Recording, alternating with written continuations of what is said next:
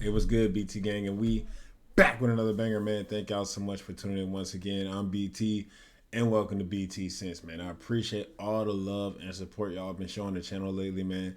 Thank y'all so much. I hope y'all in great health. I hope y'all feeling good, and most important, I hope y'all smelling good as well, man. BT gang, we gotta go out here and strut our stuff, man. But today, we got another fragrance from Alexandria Fragrances. Y'all know how I feel about this house. In my opinion, the best cloning house that I've encountered so far, man. I'm not sponsored. I'm not endorsed. They're not sending me money to do this. They're not sending me anything. I bought this stuff for my own money.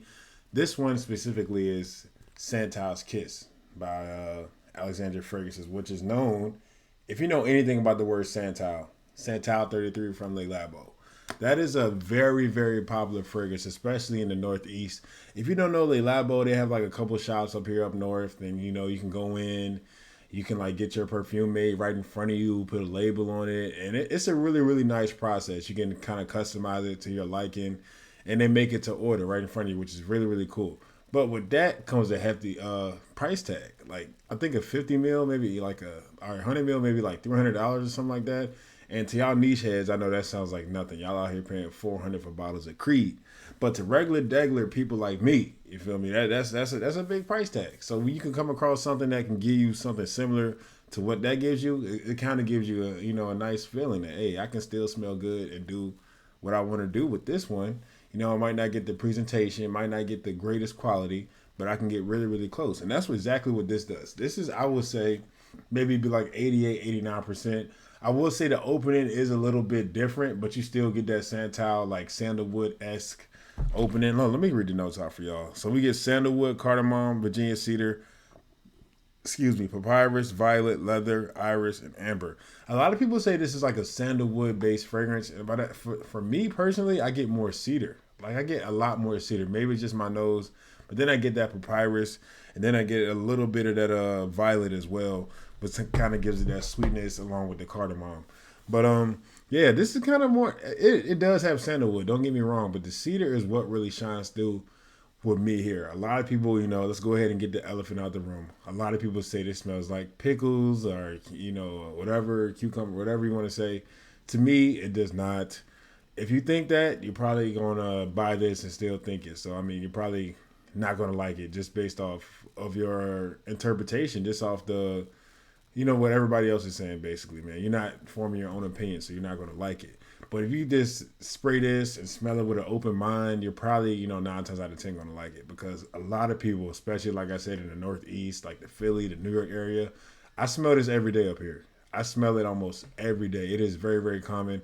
And I'm not even in New York. This is considered the scent of New York, in case y'all didn't know. And it's not a lot. I've been in New York one time in my life and I smelled it a lot while I was there. I honestly think they were even pumping it through like the air vents and stuff, which is crazy. But I mean, it works, man. It works. It 9 times out of 10, man. If you've been in a New York hotel, you smelled Santal 33 because that stuff is very, very popular.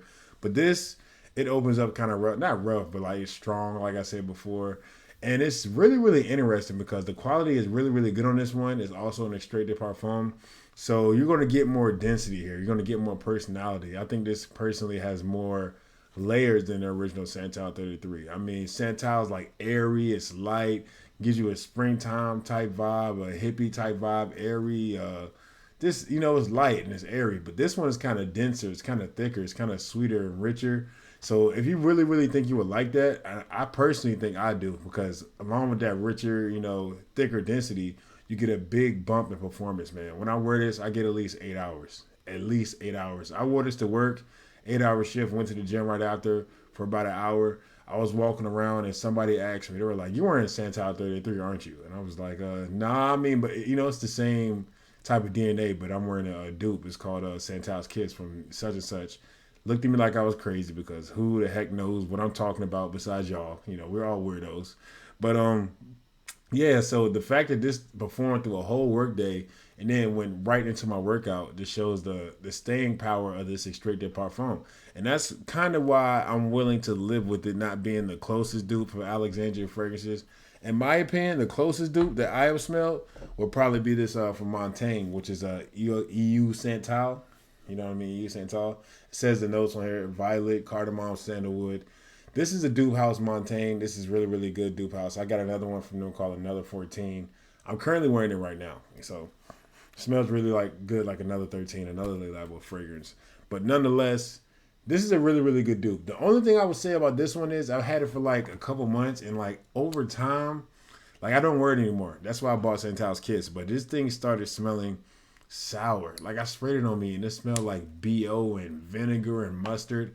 I don't know if I got a bad batch, but I see a lot of people talking good things about this. So I guess maybe I got a bad batch and I should keep promoting it, even though I haven't had the best experience with it over time. But at one point, this was an amazing, amazing fragrance. It lasted a pretty good long time. Smelled really, really close to that Santal 33 DNA. But it went spoiled, so I went ahead and I copped Santal's Kiss. I was like, why not? And it's everything happens for a reason, because I think I'm much happier with this one because I love things that can perform and I don't have to worry about it and I can smell it throughout the whole day, get whoofs, walk around. I will say in high heat, I probably wouldn't go with something like Santal 33's DNA.